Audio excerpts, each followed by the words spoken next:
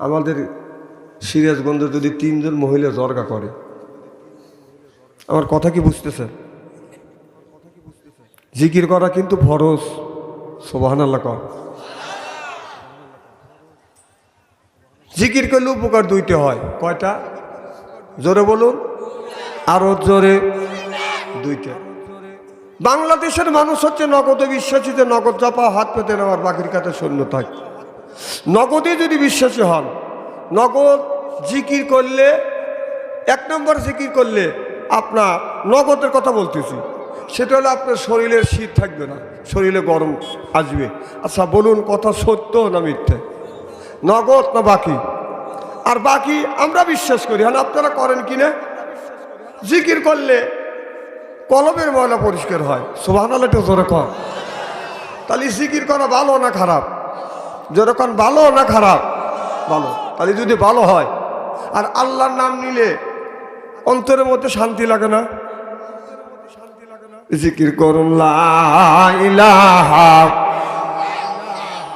লা ইলাহা।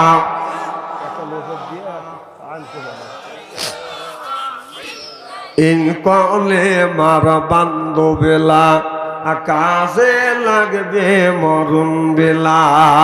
এই কলে মার বান্ধবেলা কাজে লাগবে মরুন বেলা। এই কলে মার রৌশনীতে কবর হবে তোমার উজালা। লা ইলাহা লা ইলাহা।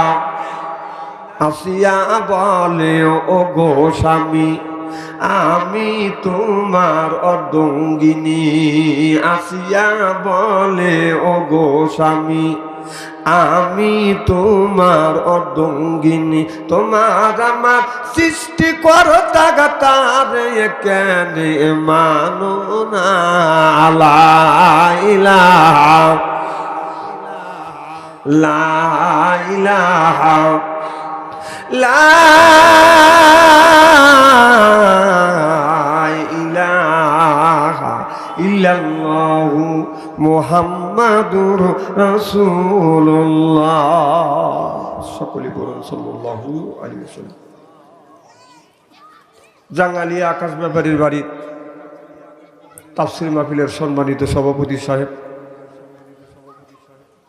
আজকের এই জালসার পরিচালনা কমিটি সহ আলেম ওলামা সহ সর্বকালীন সর্বযুগের শ্রেষ্ঠ সন্তানেরা, হযরত ওলামায়ে কিরাম, যাদের দ্বারা ইসলাম প্রতিষ্ঠিত হয়েছে, এখনও আছে, ভবিষ্যতেও। একটু কথা বলেন ভাই, ভবিষ্যতেও।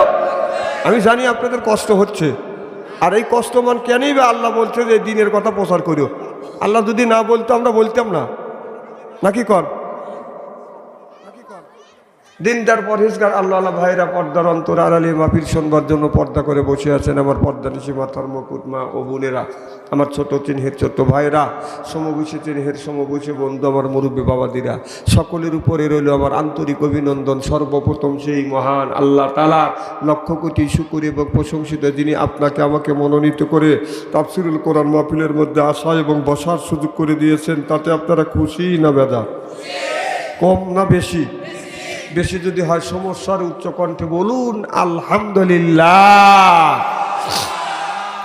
মানবতা মুক্তি দূত আখিরি নবী এমন একজন নবীর উম্মত করে পাঠাইছে। এই নবী উম্মতের ব্যাপারে হা বলে হালাল হতো, না বলে হারাম হতো, পা ফেললে আরশে আযমে যাইতো। সুবহানাল্লাহ। সেই নবীর উম্মত, সেই নবীর প্রতি জানাই লক্ষ কোটি দরুদ ও সালাম।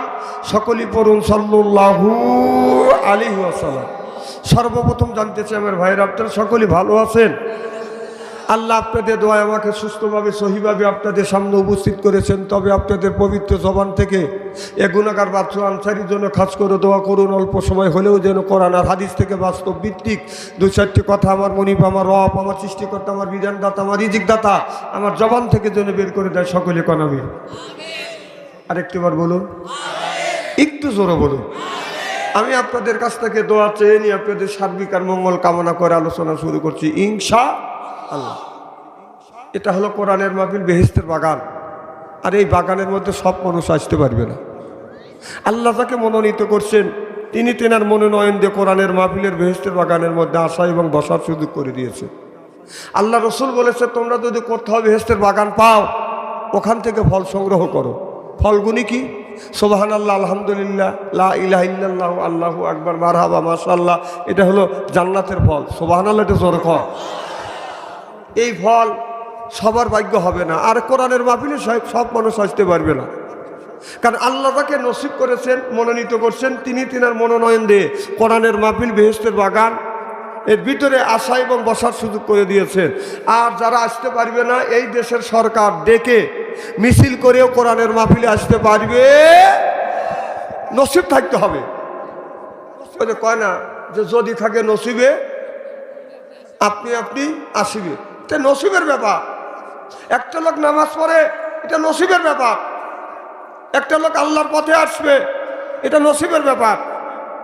আল্লাহ রসুল একই বংশের মানুষ, আবু জেহেল আর আল্লাহ রসুল একই বংশের মানুষ, কিন্তু তার চাচা না, তার আপন চাচা, কথা কয় না, আপন চাচা না, বংশীয় চাচা। আল্লাহ রসুল এর মতো মানুষ, যিনি শ্রেষ্ঠ মানুষ, তিনার মতো মানুষ যখন দিনের দাওয়াত দিছে, আবু জেহেল এটা গ্রহণ করে নাই।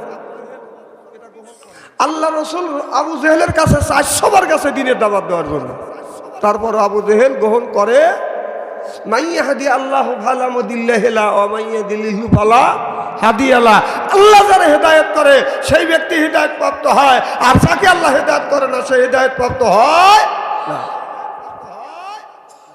কিন্তু নিয়ত করতে হবে যে আল্লাহ তুমি আমাকে হেদায়েত করো, বলতে হবে যে আল্লাহ আমার অতীত জীবনের পাপ করছি, এই পাপগুলি তুমি মাফ করে দাও।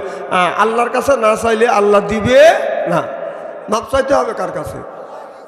আচ্ছা, একটা বাচ্চা ক্ষুধা লাগছে, যদি না কান্নাকাটি করে, মা কি উপর দিয়ে দুধ দিতে যায়? এ কথা তো পরিষ্কার বুঝলেন। আল্লাহ রসুল আবু জেহেলের কাছে 400 বার, কয়শো বার? 400 বার কলমার দাওয়াত দিতে গেছে। তো এখন একদিন দেখে যে আবু জেহেল্লা বড়ই বাড়তেছে। কি বাড়তেছে? আল্লাহ রসুলরা বলতেছে, চাচা বড়ই খাচ্ছেন? কোথায় লোক নাই? যে লোকটা স্ট্রোক করেছে ওনার একজন আত্মীয় আছে এখানে, আক্তার। আপনি যদি থাকেন তো ওই রোগীর কাছে যেতে। আচ্ছা, যে লোকটা আক্তার ভাই এখানে স্ট্রোক করছে, আক্তারের শালা স্ট্রোক করছে, আর যদি আক্তার ভাইয়ের কোনো লোক থাকেন, সে খুব তাড়াতাড়ি এখান থেকে রোগীর কাছে যান। বাড়ি পাইছে? আচ্ছা, মারহাবা, একটু জোরে কর। কি যেন বলতেছিলাম? আল্লাহ যেন তাকে সুস্থতা দান করে, জোরে কর আমি। এই তো গতকাল ঠাকুরগাঁয়, কি জানি নাম, গাইবান্ধা, একটা আলেম স্টেজে উঠে সরাসরি ওয়াজ করতেছে।